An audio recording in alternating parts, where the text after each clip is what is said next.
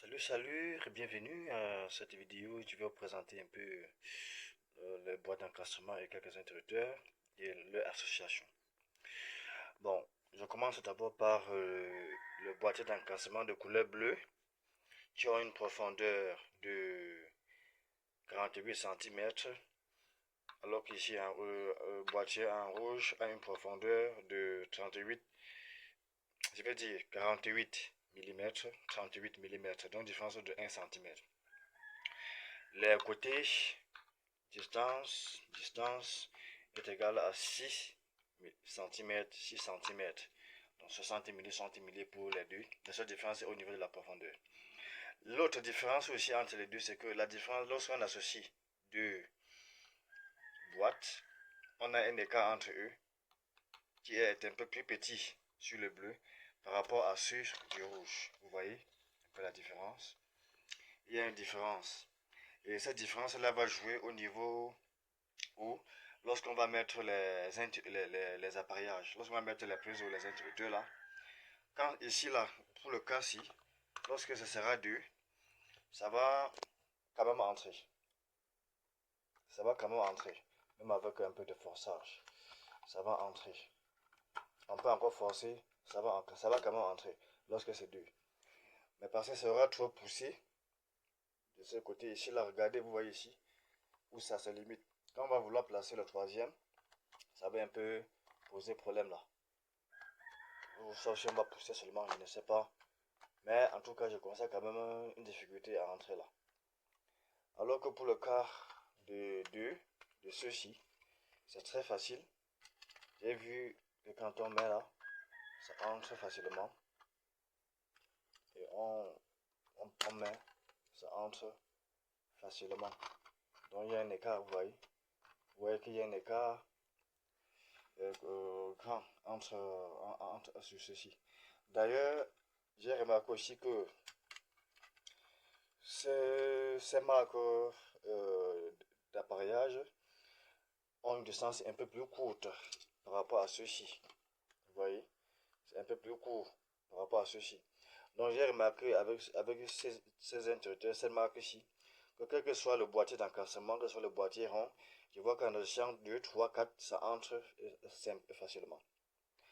Donc, par contre, pour ces marques d'interrupteurs de prise, vous voyez, comme ça, environ 3 mm de plus en dimension, on voit très bien que c'est souvent difficile pour assembler et tout ça. Tout ça.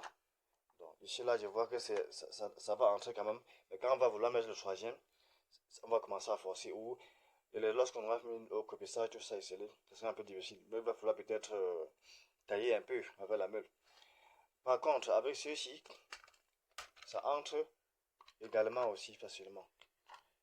Parce que l'écart entre les deux boîtiers est un peu énorme, donc est un peu passable. Donc c'est parce que je n'ai pas le troisième boîtier rouge là. Mais j'ai déjà fait le test sur ça. Quand on va également prendre le troisième, qu'on va mettre, vous voyez le cas qui est ici. Donc quand on va mettre, ça va entrer sans problème. Donc mes chers amis, je ne sais pas si ceux qui vont voir cette vidéo, s'il y a des gens qui peuvent aussi me donner des idées. S'il y a des gens qui peuvent donner des idées par rapport à ça.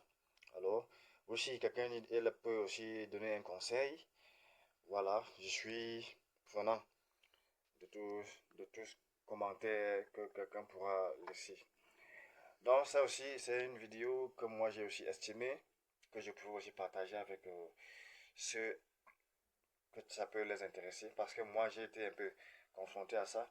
Et généralement, quand j'ai des choses comme ça, je fais d'abord des tests préalables avant d'aller les sceller pour ne pas avoir de difficultés bien après avec soit la marque, étant donné que les appareillages tels qu'on les voit n'ont pas le même prix.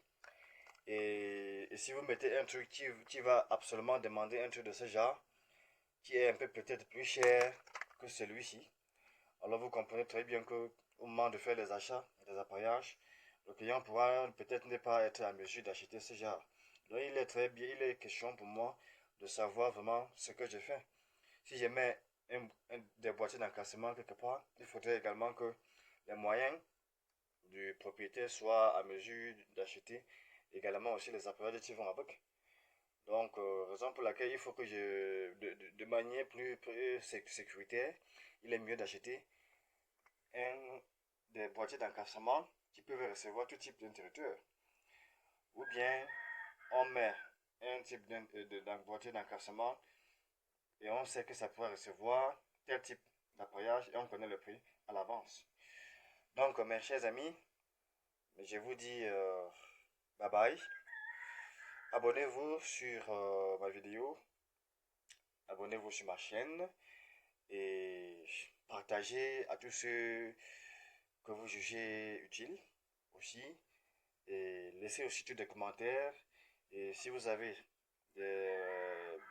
besoin qu'on travaille sur certains sujets, alors vous pouvez aussi laisser les commentaires. Bye bye.